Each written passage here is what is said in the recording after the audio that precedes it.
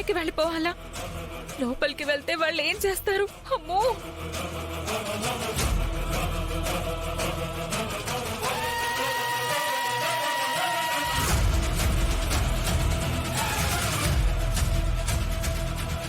ఓహో, వచ్చావా? నీకోసం ఎక్కడెక్కడో వెతికాను. ఎంత దుర్మార్గాన్ని కొడికట్టావు. నేను మాట్లాడుకో. ఆ వాసుదేవ్ వాళ్ళతో చేతులు కలిపి నీ తోడి కోడలకు అన్యాయం చేయాలనుకున్నావా? డబ్బు కోసం ఏమైనా చేస్తావా? నిన్ను వదినా, అనయ్య, నానా, అందరూ బయటకండి. అనయ్య,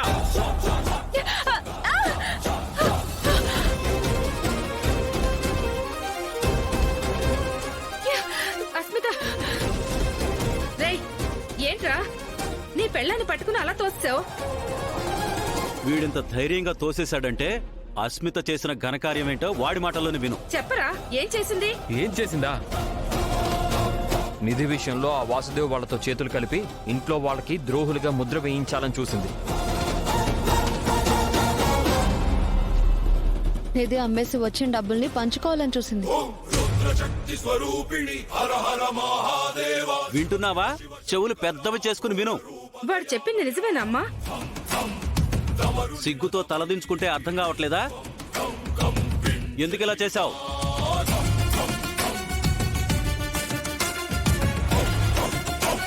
ఇలా పద్ధతిగా అడిగితే అలా చెప్తుంది నాన్న. పోలీసులకు అప్పగిస్తే వాళ్ళ పద్ధతిలో అడుగుతారు, అప్పుడు చెప్తుంది. రామా, పోలీస్ స్టేషన్కి ఫోన్ చేయి.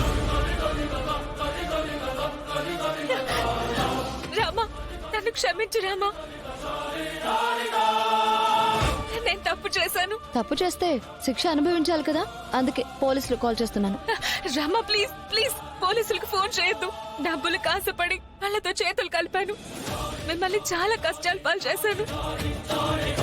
అందుకే నువ్వు జైలు పాలు కావాలి. వద్దు ప్రశాంత్, నాకు భయంగా ఉంది. నటించకమ్మా. ఇన్నాళ్ళు మీ అత్తనే అనుకున్నాను. ఛీ, నువ్వు అంతకు మించి తయారయ్యావు. మీరు ఎంత చెప్పినా వినే రకాలు కాదు. ఇలాంటి వాళ్ళని క్షమిస్తే మళ్ళీ మళ్ళీ అదే చేస్తారు. రామా, నువ్వు పోలీసులకు ఫోన్ చేయి. వద్దు సార్.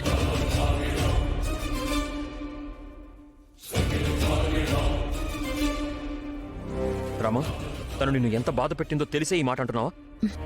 పర్లేదు సార్. రామా, ఇంత పెద్ద తప్పు చేసిన తర్వాత ఇలా వదిలేయడం సరైందేనంటావా? తన తప్పు తనే తెలుసుకుంటుంది. ఇక నుంచి అయినా మంచిగా బ్రతికితే దేవుడు క్షమిస్తాడు. మళ్ళీ ఇదే తప్పు చేస్తే ఏం జరుగుతుందో తనకే తెలుసు. చూసావా అస్మిత, నువ్వెంత అన్యాయం చేసినా ఇంకా నిన్ను కాపాడుతోంది. అది రామ గొప్పతనం. చూడష్మిత, ఈరోజు నిన్ను వదిలేసి ఉండొచ్చు. దీన్ని నువ్వు అలసగా తీసుకోకు. నీకు దొరికిన అవకాశంగా తీసుకో.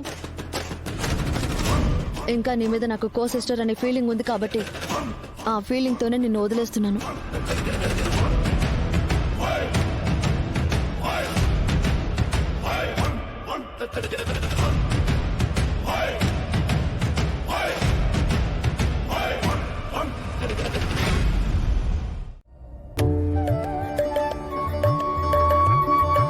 ఓం శ్రీ మహాగణాధిపతయే నమః.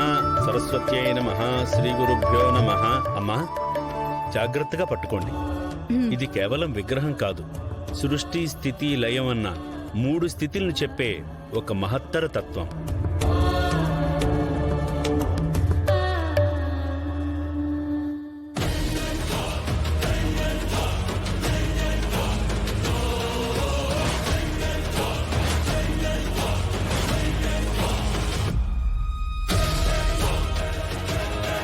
నాకు పోటీగా నువ్వు కూడా డాన్స్ స్కూల్ స్టార్ట్ చేసావా?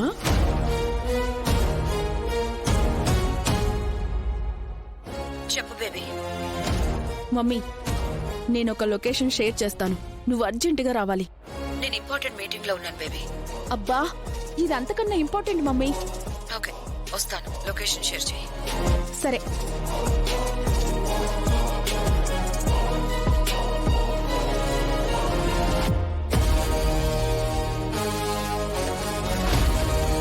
ఆద్య, ఇంటికి పందిరి కట్టడం ముఖ్యం కాదు, దాన్ని దృఢంగా కట్టడం ముఖ్యం. మన ఊళ్ళో పండగలొచ్చినప్పుడు హారతులు వెలుగుతాయి. వాటితో పాటు పండగలకు శోభ ఇచ్చేది ఈ నాట్యమే.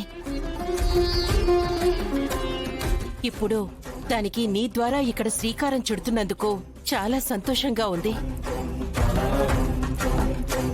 ఆద్య, నువ్వు స్కూల్ పెట్టలేదు, మన ఊరి పిల్లల్ని మంచి దారిలో నడిపించాలనుకుంటున్నావు. ఇక్కడికొచ్చే పిల్లలు కేవలం అడుగులు వేయడం నేర్చుకోకూడదు, మన మూలాలు తెలుసుకుని ఈ ఊరిని గొప్పగా తీర్చిదిద్దాలి. అందుకు నువ్వు ముందు నడుస్తుంటే నీ వెనక నేనుంటాను. మన సంస్కృతి అంటే గతం కాదు, మన భవిష్యత్తుకి దారి చూపించే దీపం. దాన్ని ఆర్పేయాలనుకునే వాళ్ళు ఉంటారు.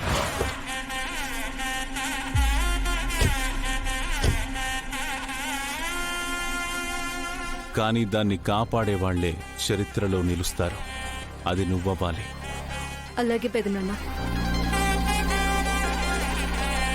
బేబీ చూడు మమ్మీ, ఆద్య న్యూ అవతార్ మనకి పోటీగా క్లాసికల్ డాన్స్ స్కూల్ పెట్టింది.